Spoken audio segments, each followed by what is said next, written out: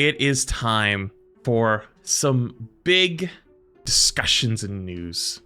It is time for the next director's take, which is continuing the 6v6 discussion.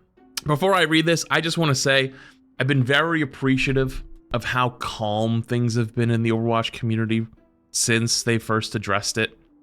It really did feel like for a little while that we were tearing ourselves apart, whether you're a 6v6er or a 5v5er. Everyone was at each other's throats, and Blizzard needed to say something, and I was a little worried that they weren't going to say anything, and now here we are. Not only have they addressed it, but now we're potentially, I kind of got a sneak peek, having a playtest coming up, and it's like, holy shit, this is what we live for. Whether you agree or disagree with people, we get to have that conversation, and we get to try new shit, and everyone has a good time with it. So, anyways, let's go. Welcome back to another Director's Take. Back in July, we opened the conversation around 6v6 and 5v5, and now we'd like to continue that conversation as well as share a few updates coming in Season 13 and Season 14. Previously, we talked about the different format changes throughout Overwatch's history, why we switched to 5v5, and where we plan to go from here. Included in those next steps, we said we're looking at running a series of tests to try different core team composition formats in Overwatch 2. These format tests, do you see it down here, chat? These format tests are about understanding if we can make the core game even stronger. Every day, millions of players jump into the core 5v5 format, and the last thing we want is to negatively impact that experience. The exciting thing about these tests is the potential to introduce something that could appeal to another group of players, ones that might have felt uncertain about the move to 5v5 when Overwatch 2 launched. I just want to say everybody was uncertain about 5v5 when Overwatch 2 first launched, so I'm not a huge fan of that sentence because, like, literally everyone. It was one of the few times that the entire Overwatch community was united around that is not a great idea. Before everyone played it, of course, but like, I kind of like everyone was, but if you didn't read the previous 6v6 Director's blog, check it out, because we're going to dive into plans for the 6v6 and format tests mentioned here. Mentioned there. Upcoming 6v6 tests in Season 14. Now, I was under the impression, and I would believe that I had read before that it was going to be Season 13. So that's a little bit disappointing that it's not Season 13. However, though, if it's Season 14, give me more info, which we'll get in a second. That does make Season 13 even more of a filler season, which is like, for me. The team has been exploring our vision and development for these tests, and we're happy to announce we will be running 2 different 6v6 tests in Season 14. 2? The first, launching a week into the season, will look a little different than the standard 2-2-2 roll queued from Overwatch. Part of this series of tests is to not only judge our players' appetite for larger team sizes, but for us to explore different ways that we might implement a change without running into the same problems we had previously. With that in mind, our first test will be a variation of open queue, which we're internally referring to as min 1 max 3.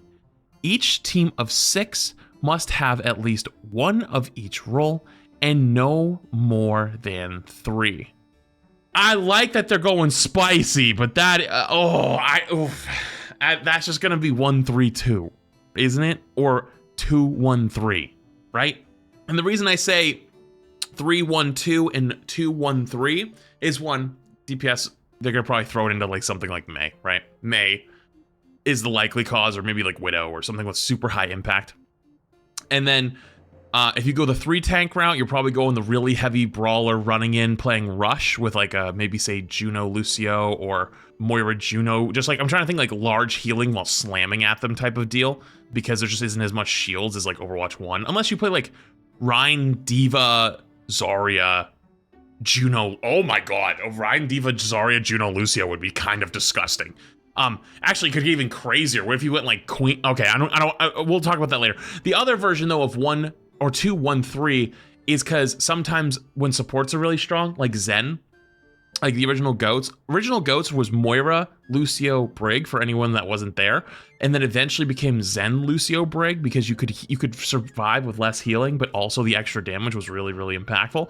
You know, there's certain supports you could think of that maybe are really strong, and like having a third one of those might make it like over the top, right? Like you could have like Juno, Bap, Zen, or Juno, Bap, Lucio, and you're just like hyper speed, hyper brawl, where you're just like Mach 10 with like a Mei, you know what I mean? Sorry, let's continue. There are a few different combinations here that you would be able to try, but this opens up many different team compositions that we haven't seen before in Overwatch 2. You will be able to switch roles on the fly during a match as long as the switch doesn't break the 1 minimal 3 max limit. I think this is bad for DPS players, like really bad for DPS players. But the thing is though, that's in a perfect world. In reality, you'd probably have 3 DPS every game because people love to play DPS. Until you get to like really high levels and then people want to win, and then you're going to be getting, please go goats, bro. This is my rank up game. Please go. Please, bro. Play goats, bro. One time, bro. I actually think role queue is very, very important. But besides experimenting with a format that could be seen as a middle ground to role queue and open queue, this will give us a look at how Overwatch 2 heroes' abilities and updates work in a 6v6 environment before we expand to other types of tests. The second 6v6 test during the Season 14 mid-cycle will be the classic 2-2-2 composition, but will incorporate some new principles we introduced with Overwatch 2, like less CC and hero reworks.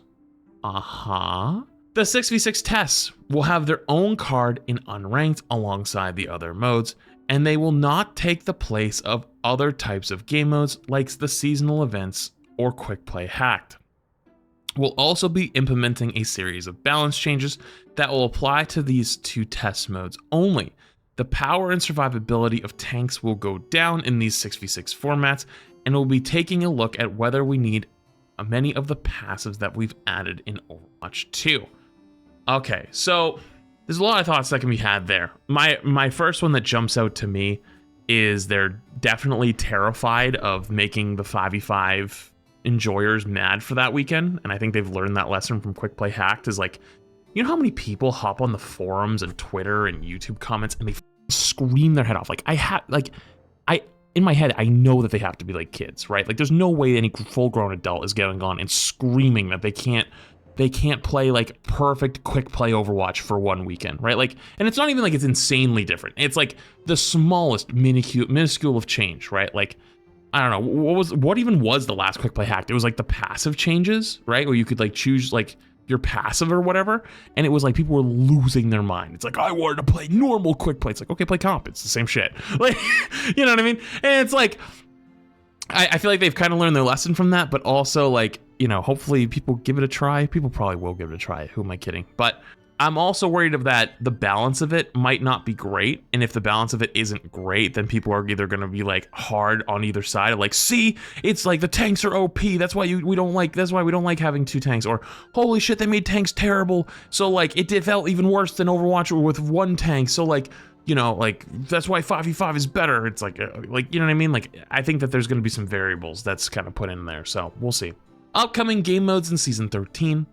We will be hosting 2 5v5 format experiments in Season 13, that are also aimed at testing flexibility within this format. Similar to the 6v6 tests, we're planning a quick play hacked coming soon, which we are calling Limit 2. This will be 5v5 with the maximum number of each role limited to 2. This includes tanks, but they will be tuned to the open queue balance, meaning they will have less health. You can freely switch heroes and roles as long as the new role doesn't already have 2 players. Yeah, but this sounds dog shit. And the reason this sounds dog shit is because, like, let's say you decide you want to play with 1 tank, right? And you're playing 1 tank, and you walk out of spawn, you're on Rhine, you're got 650 HP, right? And then some asshat halfway through the fight swaps heroes, and you drop from 650 HP to 450 HP, and you just go, like, what? Like, that sounds terrible, right? Unless everyone is on the open queue format the entire way. So then it's like, well, then you have to play 2 tanks. Like, if you don't play 2 tanks, then you're just trolling. Because open queue tank format is terrible. Like, Junker Queen is dog shit. Like 300 HP Junker Queen feels terrible. 300 HP Doomfist feels terrible. Like, they don't feel good. They don't feel like it's like the open queue Band-Aid, because that's what it is a Band-Aid, and it just isn't good. So I don't see where this is going to be a viable, very fun playtest unless it makes it so that it turns that if you're playing with 1 tank, you have your full health, but if you go 2 tanks, then it will drop your health back down. But then at that point, it becomes so hard to balance that, and it also becomes so hard to know in the fights, like, you know, is this tank I'm fighting right now? Like, oh, they're playing 1 tank, so that means, you know, they're gonna have this amount of HP. Oh, they have 2, well, now they're gonna have less, but how much do they have? Like, just knowing off the top of your head, like, what the differences are between the two, it just seems kind of dumb. So, like, what it probably actually is everybody is on that open queue health pool limit, so then you have to play 2 tanks. So it's not actually a test, it's a 5v5 with 2 tanks format, which is just, but open queue tanks are kind of shit, so I don't like that one. I don't think it's gonna be very good. I think this is, ugh. Like the 66 test, we're trying to look at how the game in its current state works if players have more freedom with team compositions without making it full open queue. And I don't think that's going to work. I think that's a failure from the jump. For Season 13 mid-cycle, we're planning a special game mode currently codenamed Kingmaker. Like Limit 2, the maximum number of each role is limited to 2. However, the player who is alone in their role gets a bonus. Oh? We will talk more about how the mode works in more detail closer to its launch, but like Limit 2, we're expecting more freedom in 5v5 while enabling more types of compositions to succeed. So this sounds like what I was just talking about, right? But like in the current format, where if you play 1 tank, you're going to play the current normal tank where you have 650 HP versus open queue format where you have 475, right? But you could also do that with a DPS, or you could do that with a support, which is interesting. I think that's actually really cool. This is how you would actually have to try it. Like, this is what it would take to make it work. I'm willing to try this one. Do I think this is something that actually going to end up working out? No. Is this the only way that you could probably try this? Yes. I think this first one's going to blow. The second one is probably going to be great. And there's probably a reason why they did them in order of the first one to low expectations. It's not very fun. And then the second one will be much better, and then like, oh, this one's actually a whole lot better, and people are going to look at it more positively. 700 HP Rein versus 500 HP Rein duel. Oh, Mega Lol. Yeah, but like, what happens if you add like a Zarya bubble into that, or like an Orisa, right? Like, what happens that? You know what I mean? If the Orisa walks out and bullies your Rein into a corner, right, while you're swinging on him, and then like tries to pin, you know, and just fortifies it, and then you can pin the Rein for free because, you know what I mean? Like, it would just be weird. It would be so weird. It would be so weird. I'm gonna try it though. Quick Play Hacked Limit 2 and Kingmaker will provide an excellent benchmark and framework for us going into the 6v6 tests. We're looking forward to seeing what statistics we can gather as you dive into these modes, alongside your feedback, which is one of our strongest data points. Alongside your feedback, which is one of our strongest data points. That's an interesting sentence in there. So they're taking player feedback as like one of the things that they're going to listen to the most. I kind of want to call cap, but we'll see. I guess the question is, who are you listening to? A world with 5v5 and 6v6? As we mentioned in our previous piece, we'll be watching the reception and results of these tests closely. Another sentiment from that piece that I would like to reiterate here is that the Overwatch team wants to make the game as you want to play. So, what does that mean for the future based on these experiments? In the world where a surge of players join this mode and continuously play it, then we would have the signal we need to do more with it. I think what more depends on the level of excitement. Is there a world where both 5v5 and 6v6 exist permanently in Overwatch 2? If you had asked me a few months ago, I would have said no. As we've discussed Overwatch 2's future in light of making the game that our players want to play, we know that our players can want more than one experience, and it would be something we need to consider moving forward. Wow, that is a heavy piece because there's a lot of things that I think are like underlying parts of that maybe aren't completely obvious. I would like to point out to you role queue versus open queue. In today's world, we live in a game where open queue and role queue both exist simultaneously.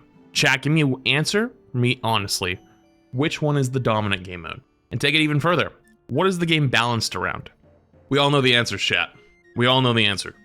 You know what this means more than anything? It means that the true 5v5 6v6 war is actually gonna happen. Actually. Like no meme. Like actually for real. Because there is no way they have the dev resources to actually balance a 5v5 and a 6v6 game at the same time, at the same rate they've already been doing. Which means one will become the dominant. This is a big deal. And the reason it's a big deal is because there's no way they could turn off 5v5 tomorrow and run 6v6 forever. But also, at the same time, there's a real possibility that 6v6 isn't going to be as good. It might not be as good. A lot of those players might have left. Now, back in my time, everyone hated Orisa. Everyone hated Orisa, right? Orisa was terrible. It was the worst thing to play against. It was ass. Do you know there's actually a growing sentiment of players, chat, that think Orisa is actually fun to play against and not that bad of a meta hero? Because they've had to play it for so long. They don't actually think it's bad. And there's also a growing group of people that hate Rein and Rein mirrors and hate Rein being meta. It's absolutely grown since Overwatch 1. It's undeniable. The player base might have just changed. And a lot of those people who loved 6v6 and loved a lot of old Overwatch stuff might not exist anymore. They might just not be there. They might have quit. They're gone. So even if 6v6 was the superior quote-unquote format, those players might not even be around to play anymore. So what this is to me is they're going to turn both on eventually at some point if it works and people actually are excited for it, and they're going to see which one is the dominant one.